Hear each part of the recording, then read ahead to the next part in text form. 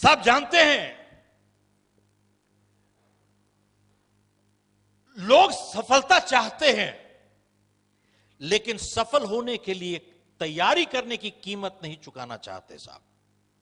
Repeat, most people want to succeed, but very few people are willing to pay the price to prepare to succeed. सफल होना चाहते हैं साहब, लेकिन सफल होने की तैयारी करने की कीमत चुकाना नहीं चाहते साहब। आप भी चले जाइए, अगर 8 घंटे डेली अगले 4 साल के लिए आप भी प्रैक्टिस कीजिए, 10,000 घंटे, आप भी ओलंपिक में जा सकते हैं, मैं भी जा सकता हूं। सवाल यह है, क्या मैं करने के लिए तैयार हूं? मैं नहीं तैयार हूं, आप नहीं तैयार हैं। अगर आप और हम तैयार हो जाएं, हम भी मार्क स्पिट्ज के साथ कंपीट कर सकते हैं। Yes no?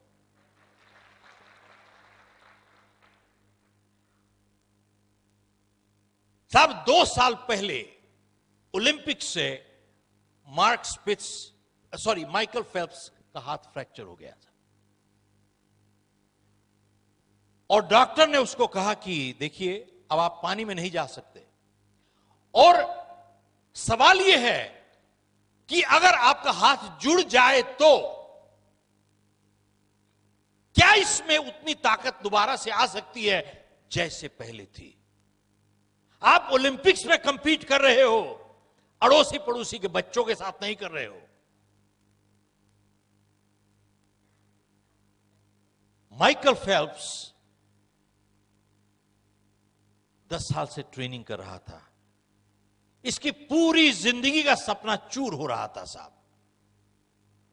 हर रात को इसने सपने लिए साहब। सपने तो जब सोते हैं तभी आते हैं। कितने लोग सहमत हैं? हाथ खड़ा कीजिए साहब। बिल्कुल झूठ है साहब, यही तो। साहब ध्यान दीजिएगा, आज सपनों की एक नई परिभाषा लेके जाइए। सपने वो नहीं जो नींद में आते हैं, सपने वो होते हैं जो नींद नहीं आने देते हैं साहब। क्या बात कर रहे हो?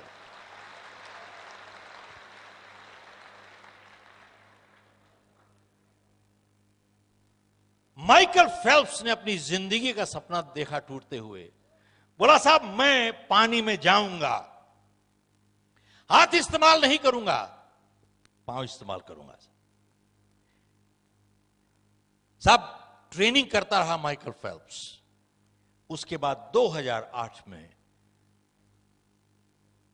बीजिंग में इसने मार्क स्पिट्ज का 36 साल पुराना रिकॉर्ड तोड़ा और 8 गोल्ड मेडल जीता साहब। ये 8 गोल्ड मेडल,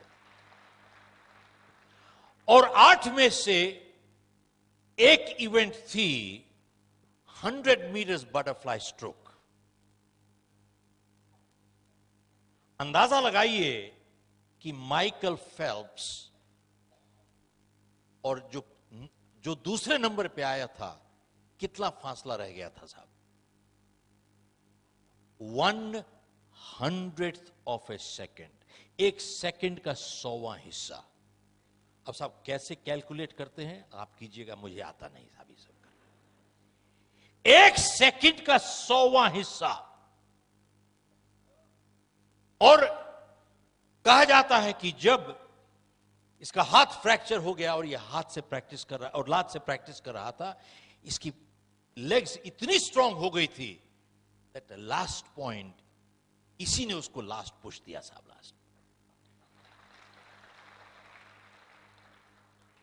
आज मैं आपसे इतने लोगों की जीवनियां जब पढ़ते हैं, आज एक सफलता की आपसे एक नई परिभाषा देना चाहता हूं आपसे। इन्हीं से सीखा हूं मैं, मेरी नहीं है ये। Success is not absence of problems, it is overcoming problems. Michael Phelps को प्रॉब्लम थी, ही हैड अ प्रॉब्लम।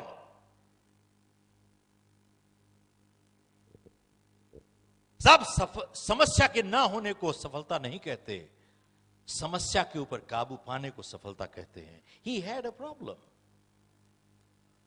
और सफलता इससे नहीं मापी जाती कि जिंदगी में हम कितना ऊपर गए। सफलता इससे मापी जाती है कितनी बारी गिर के उठे, उसको सफलता कहते हैं साहब। सफलता इससे नहीं मापी जाती कि दूसरों के मुकाबले हम कैसा कर रहे हैं। सफलता उससे मापी जाती है कि हम अपनी क्षमता के हिसाब से कैसा कर रहे हैं। आप देखिए, एथलीट कभी दूसरे के साथ कंपीट नहीं करता, वो अपना ही रिकॉर्ड तोड़ता चला जाता है परमानेंटली साहब, बार बार अपना रिकॉर्ड तोड़ता चला जाएगा साहब। वो अपने आप के साथ कंपीट करता है साहब।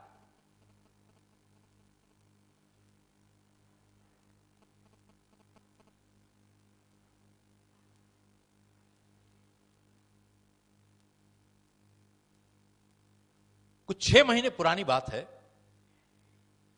सिंगापुर में मैंने अखबार पढ़ा तो उसमें लिखा था कि तकरीबन 50%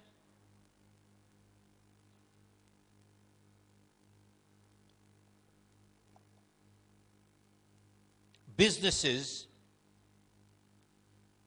फेल हो जाते हैं all over the world with in the first 5 years. These are statistics. 50% of businesses fail हो जाते हैं with in the first 5 years.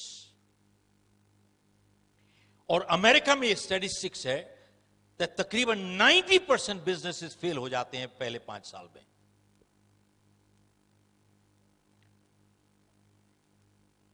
और उस आर्टिकल में लिखा था कि जिस तरीके से इंफॉर्मेशन आज स्पीड है इंफॉर्मेशन की, लोगों को मुश्किल हो गया है साहब to keep up with the pace today. हम जैसे आदमी छोड़िए जिसके अब बाल सफेद हो गए. एक आदमी मेरे को रास्ते में मिले तो मेरे को देख के कहते हैं आप कुछ पहचाने लग रहे हो भाई एयरपोर्ट पे. तो मैंने कहा शायद मेरा कॉमन फेस होगा भाई कुछ. तो मेरे को कहता है ओ आप वैसे लगते हो जिसने किताब लिखी है, वो कुछ उसका कोई रिश्ता तो नहीं है. हाँ, मैंने कहा साहब वो मेरा बेटा है. हाँ, बोले हाँ उसके बाल काले हैं साहब, किताब बाल काले. मैंने कहा साहब तो anyway, leave aside people like me who's got white hair, but even the younger generation is finding hard to keep up with technology. बहुत मुश्किल हो गया है साहब. और उस आर्टिकल में लिखा था कि स्पीड ऑफ टेक्नोलॉजी जिससे बढ़ रही है, हर क्लास जो आज ग्रेजुएट कर रही है वो पिछली क्लास से थोड़ी ज्यादा नॉलेजेबल है. रिपीट करता हूं साहब, आज हर क्लास जो ग्रेजुएट हो रही है वो पिछली क्लास से थोड़ी ज्यादा नॉलेजेबल है. ये स्पीड है टेक्नोलॉजी की. ये पॉजिटिव साइड है that they are little more knowledgeable than the previous one. The flip side is within 2 years इनकी knowledgeability obsolete हो जाएगी साहब. 2 साल के अंदर इसकी नॉलेज भी obsolete हो जाएगी. और उस आर्टिकल में लिखा था कि आने वाले टाइम में, साहब ध्यान दीजिएगा, आने वाले टाइम में सिर्फ वही लोग सफल हो पाएंगे जिनके पास 2 काबिलियत होंगी साहब.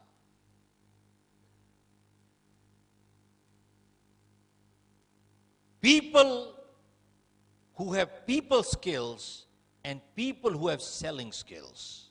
Repeat करता हूं. Only people who will succeed in life going forward are people who have 2 skills. People who have people skills and people who have selling skills. Ability to deal with people and ability to sell. जिनके पास ये 2 काबिलियतें हैं, बोले साहब उनको सफलता से कोई नहीं रोक सकता. अब इसका उदाहरण क्या है? आप देखें किसी भी संस्था में,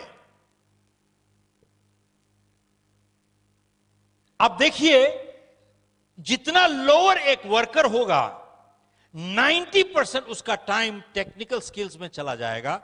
10% टाइम या उससे भी कम जाएगा लोगों के साथ व्यवहार में। और जितने आप ऊपर चले जाते हैं, ऊपर उठते चले जाते हैं, 90% आपका टाइम जाता है लोगों के साथ व्यवहार में, less than 10% in technical skills. Yes no? 90% time.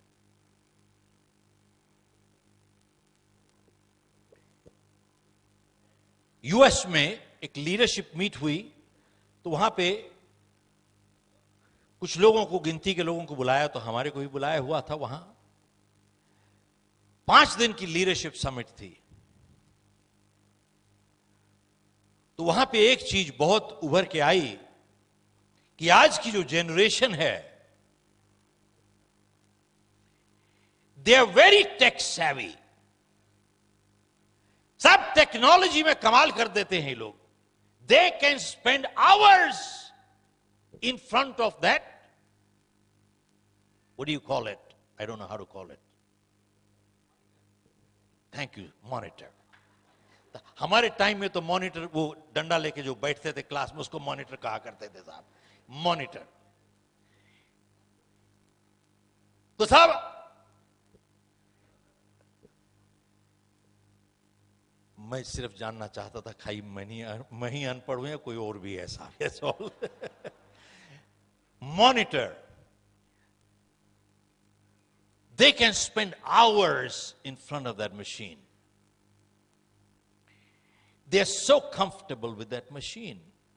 But the flip side is that they have become uncomfortable with people today. Yes, no? The current generation has become uncomfortable with people. और साहब technology इतनी अभी advance नहीं हुई है. You still have to get married to people.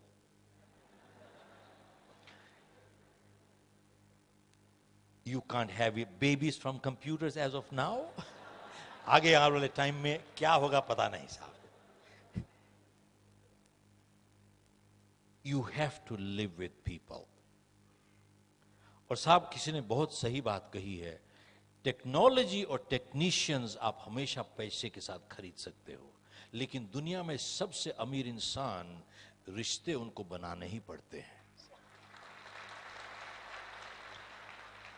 सब technology और technicians पैसे के साथ हमेशा खरीद सकते हो आप, लेकिन दुनिया में चाहे जितना अमीर इंसान हो जाए, रिश्ते उसको बनाने पड़ते हैं साहब. इसको क्रूड लैंग्वेज में कहा जाएगा कि साहब आप कुत्ता खरीद सकते हो लेकिन पूंछ नहीं हिलवा सकते साहब.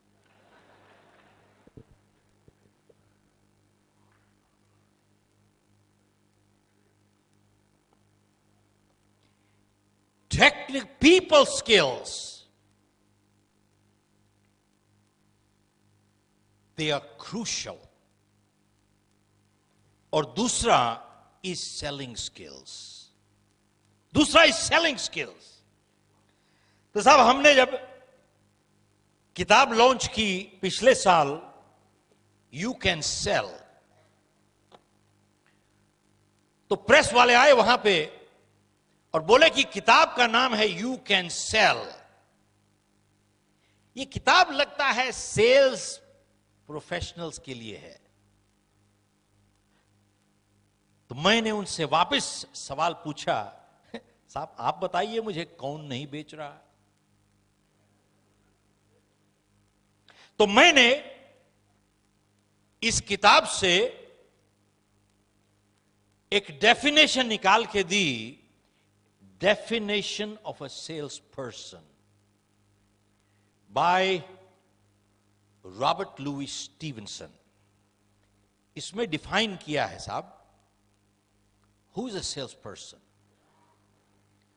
Anyone, ध्यान दीजिएगा साहब, anyone who sells a product, service, or an idea